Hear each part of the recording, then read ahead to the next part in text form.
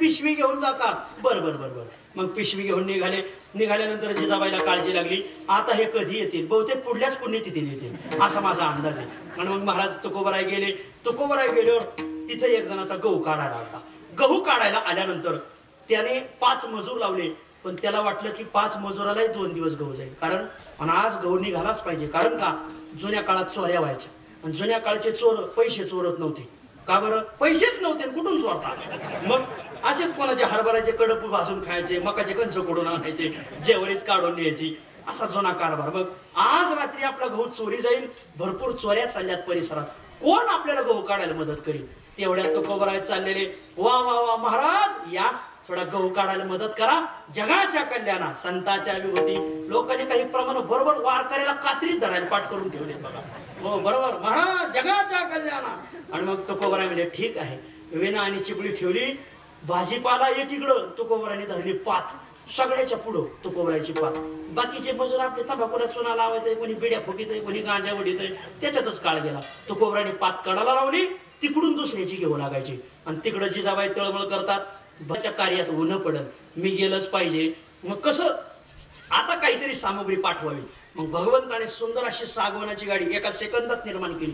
त्या सागवानाच्या गाडीमध्ये कणिक, डाळ, तांदूळ, गुळ, गावरा, कामधेनूचे गुर्त, कामधेनूचं तूप घेतलं. सगळा प्रसंग तुम्हाला पाहायचा असेल तर ताहराबादकर श्री संत महिपती महाराज यांनी हा प्रसंग फार गोड लिहिलाय. विठ्ठल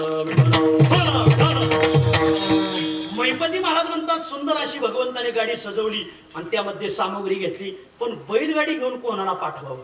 दुसऱ्याला पाठवलं, जिजाबाई त्याचीच खरडपट्टी काढत्या, नाश्तावरीच संपला म्हटले तो. मग आता म्हटले जिजाबाईच्या शेव्या खायला मीच जातो. आणि पांडुरंगाने तुकोबरायचा वेश धारण केला. वेश धारण केल्यानंतर पगडी घातली, बाराबंदी घातली, धोतर घातलं, गळ्यामध्ये तुळशीच्या माळा, वेणा आणि चिपळ्या घातल्या, गाडीवर बसले. पण गाडीला बैल कोण आणावे? भगवंताची गाडी ओढणं काही सोपं नाही. मग पुढं पाहिलं तर पुढं मारुतीराय आणि गरुड होते, आहेत बघा, पुढं हजरच आहे. म्हणजे हे मारुतीराय, गरुडा या इकडे. मारुतीराय गदा फिरवीत आले, सांगा देवा कोणाला ठोकायचे? म्हणजे तुमच्या डोक्यात हाणामाऱ्याच बसलेत का म्हणले? मग चला बैल व्हा. बैल व्हा म्हटलं का मारुतीराय रडायलाच लागले. काय झालं? अहो काय झालं रडायला म्हणता? अहो माझ्या गदीवर तुमचा विश्वास नाही? ठोक्यास राक्षस मारले राम अवतारात लंकेमधले, आणि मला बैल व्हा म्हणता? एक तर सप्त्याला येत नाही, आलं तर कणिक म्हणून आणा म्हणता, याच्याच म्हणून आम्ही येत नाही. अहो म्हणले तुकोबरायांच्या घरची सेवा करायची. मग मी तुकोबा झालो तर मला गाडीला बैल पाहिजे, तुम्ही बैल व्हा. महाराजांची सेवा करायची का? हो गेलंच पाहिजे. का बरं? त्यांनी मला विचारलंय, काय भक्तीच्या त्या वाटा मज दावाव्या सुभटा, ते मला शरण आलेत, शरण शरण जे हनुमंता. मग गेलंच पाहिजे. आणि मग मारुतीराय आणि गरुड 2 जणांना बैल केलं.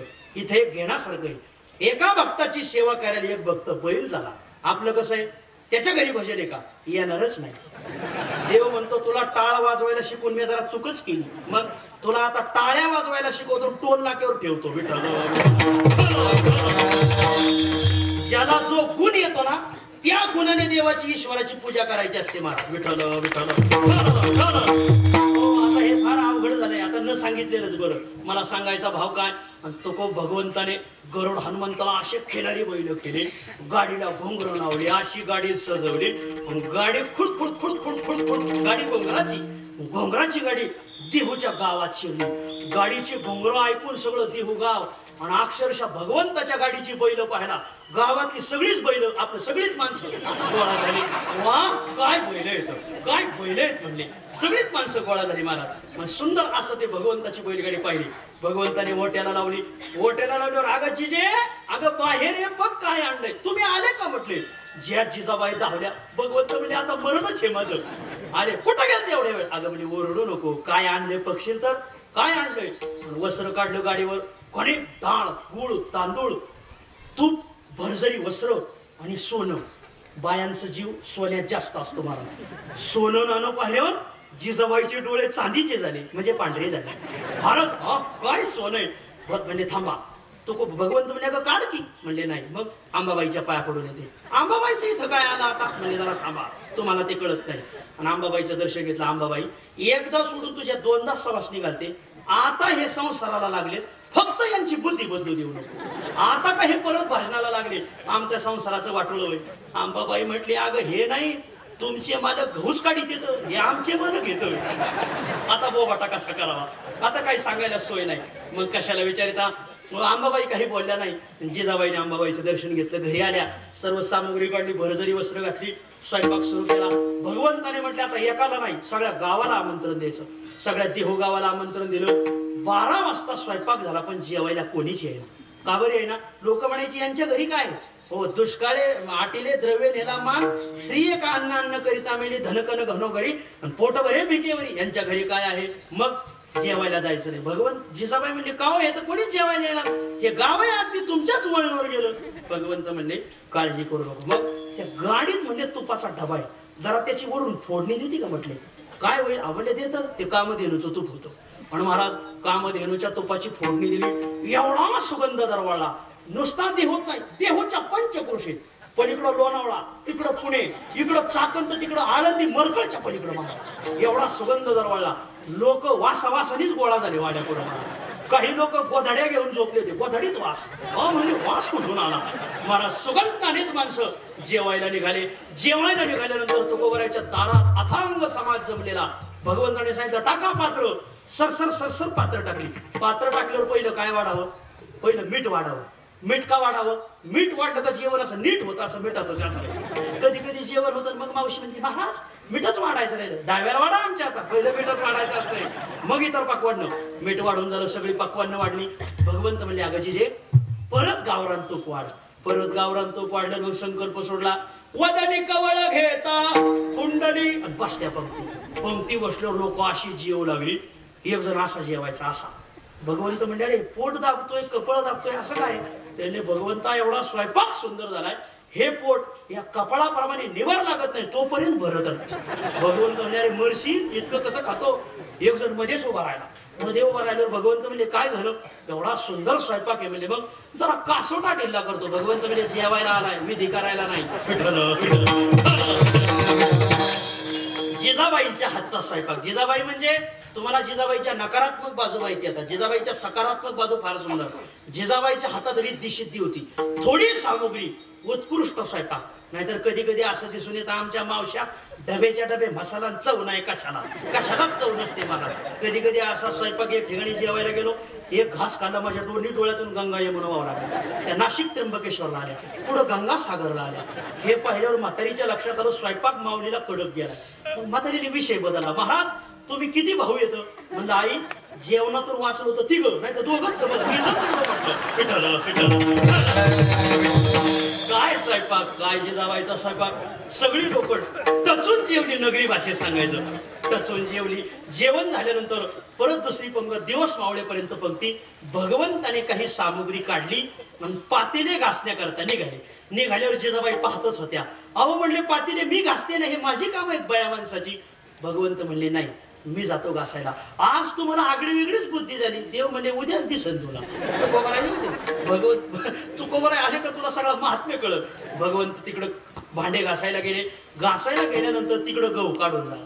मालकाला एवढं वाईट वाटलं. महाराज अरे जगद्गुरु तुकोबाराय आले म्हणून गहू काढून झाला, नाही तर रात्रीच चोरी गेलेला असतं. मग यांची सेवा फुकट घ्यायची, यांना काहीतरी दिलं पाहिजे. काही माणसं सेवा फुकट घेतात, कोणाची सेवा फुकट घेऊ नये. काही माणसं नाव्याचे पैसे बुडवतात. काय अर्थ आहे? आईपेक्षाही तोंडावून जास्त हात फिरवतात. काय अर्थ आहे का त्याला? काय महाराज काहीतरी तुकोबरायांचा मोबदला दिलाच पाहिजे.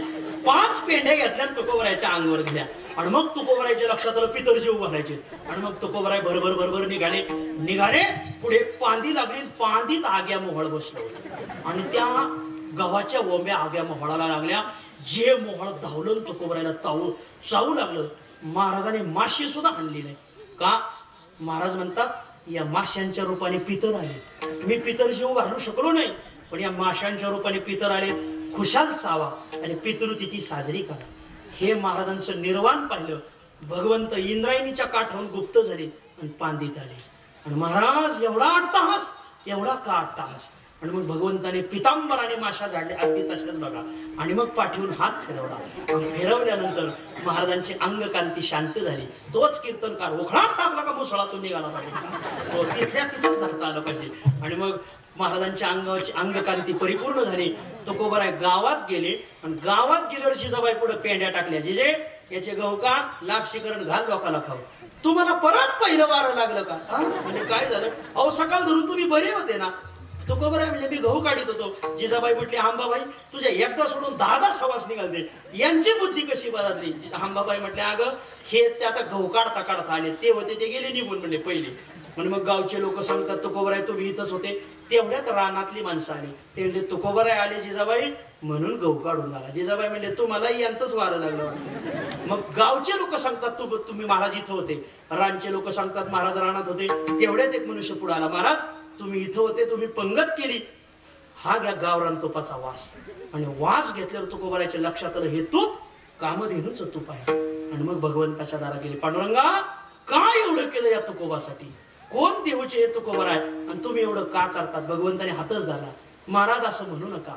तुमच्या भक्तीचं एवढं ऋण आहे आमच्यावर की त्यातली एक तसूभर सुद्धा आम्ही उत्तीर्ण झालो नाही. तुमच्या कार्यात ऊन पडू नये हेच आमची बिरदावणी. निळा म्हणे त्याचे उणे नेदी पडो कवण्या गुणे राखोने या भोकतहान करे त्याचा बहुमान. परिसरातील मातृवर्ग पितृवर्ग गुणीजन गायक वादक गंधर्व मंडळी सर्वांच्या उपस्थितीमध्ये हा प्रतिवर्षाप्रमाणे गोड असा उत्सव सुवर्ण वर्षाला प्राप्त झालेला आहे. या सप्ताहाची शताब्दी हो ही पांडुरंगाच्या चरणी फार सुंदर हो. आपल्या सर्वांचं आराध्य दैवत हरिभक्तीपरायण गोपाजी महान भगवत भक्त गोपाजी बाबा वैकुंठवासी वारकरी संप्रदायातले क्रांती सूर्य हरिभक्तीपरायण रामगिरी महाराजांचे एक तेजस्वी, मी सांगितलं तुम्हाला ओजस्वी परंपरेचा तेजस्वी हिरा म्हणजे हरिभक्तीपरायण पांडुरंग महाराजगिरी महाराज सपुत्र हजर आहेत. सर्व कलाकारांचं त्यांच्यावर फार प्रेम आहे.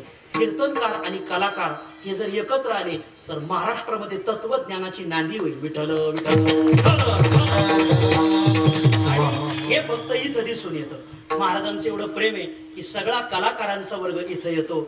महेश महाराज ही माणसं फारच सुंदर गाणारी, थोडक्यात पण सुंदर. काही माणसं सुंदर गातात पण थोडक्यात गात नाही. मग अर्धा तास सारे गप बसा सारे गप बसा म्हणजे आम्ही गपच आहे तुमचंच सगळं. हो फार फार हो फार अवघड हो. एक गायक तर गात असताना त्याने आलाप म्हणत असताना तोंड मोठं केलं, तोंडच मिटेना. तेवढे ते चिमणी आत चिमणी अंडे घालून पिलं घेऊन बाहेर आले तरी तोंड मिटलं नाही. आता काय म्हणतो आमचे महेश महाराज किशोर महाराज फारच सुंदर वाजवणारे, अतिशय सुंदर. द्यावे तेवढे धन्यवाद. थोडे येतं चिंतन सेवेला पूर्ण विराम. ज्ञानेश्वर